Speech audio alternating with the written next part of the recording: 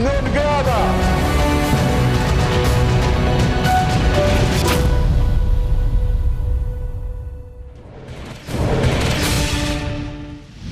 Vjen transmetimi së bashku tashmë me Virtual Words, rubrikën në të cilën shohim të gjitha postimet e fundit në rrjetet sociale dhe momentet më virale më të komentuara.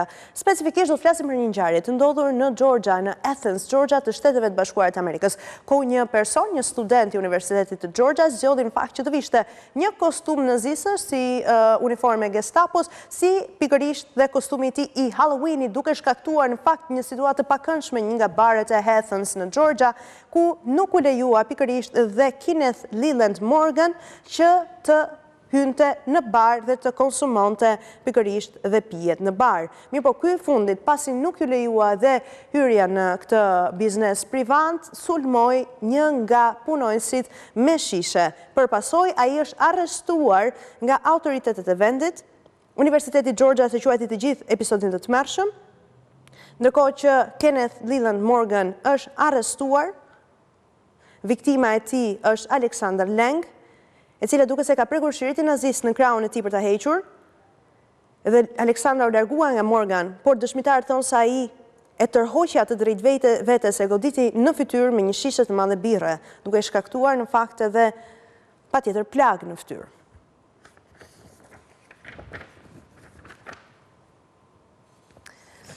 Ndërkohë, të tjera çështje që po diskutohen në botën virtuale kanë të bëjnë me zhvillimin teknologjik dhe inovativ, atë që quhet pikërisht robotët humanoid që vijnë nga kompani të ndryshme dhe mund kthehen lehtësisht në asistent apo shërbyes për qeniet njerëzore.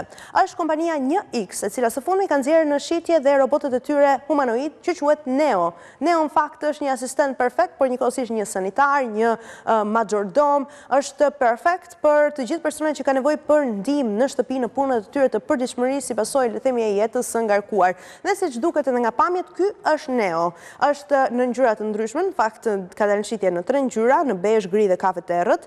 Mund të porositet paraprakisht në faqen e internetit të kompanisë për një depozit prej $200. Ata që dëshirojnë akses të hershëm mund ta blejnë Neon për $20,000, por mund të jetë disponueshëm edhe për një abonim prej $499 në muaj, le të themi një blerje me këste në këtë formë. Përdoruesit do të jenë në gjendje të kontrollojnë Neon dhe të japin udhëzime për të kryer punët e shtëpisë me shtypjen e butonit ose me komandë zanore njësoj si Siri apo Alexa.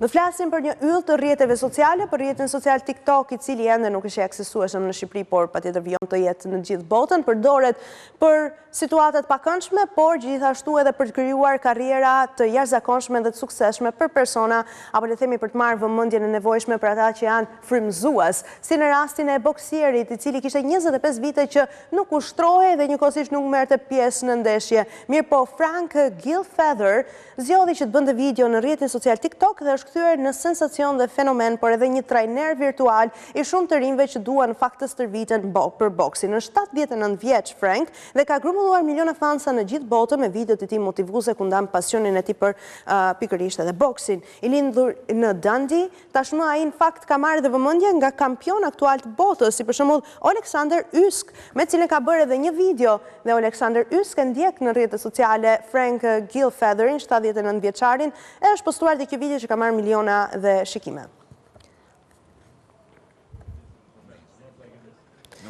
Për të parë pak nga jeta e Gillfeather, 79 vjeçari, kur ishte 4 vjeç, babai i tij hapi një klub në zonën e Lochi të Dundee në përpjekje për të larguar fëmijët e vegjël nga rruga.